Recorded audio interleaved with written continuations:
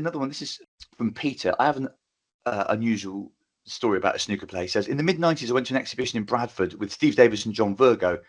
I can still remember the audience's disappointment as Davis missed the black on 97. Afterwards, everyone queued up to have a chat and get things signed.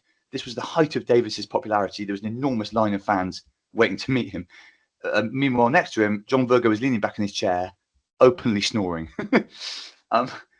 So, as he says, a snooker exhibition is not the least likely place to find a snooker player, but how many fans have encountered a player who was not awake at the time? We certainly haven't had one of those before.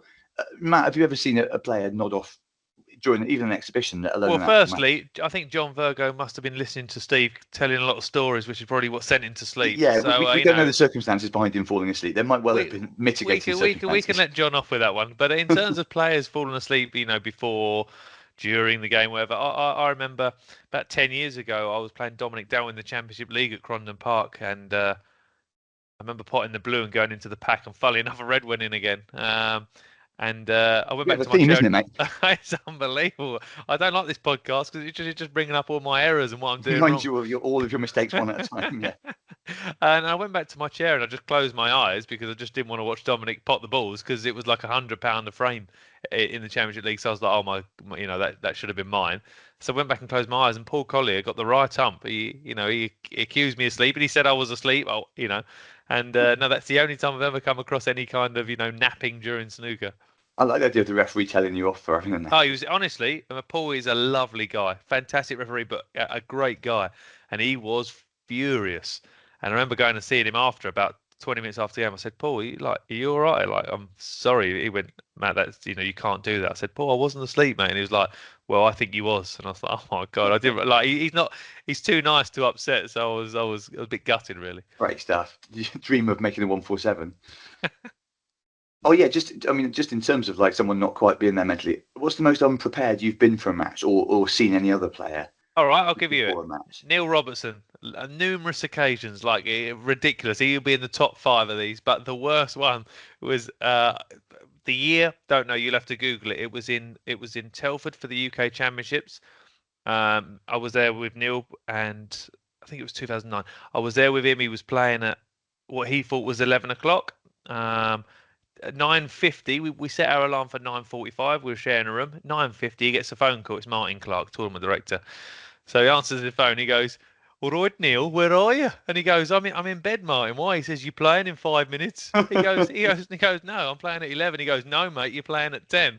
So honestly, Neil jumped out of bed. And he asked him, get him on the.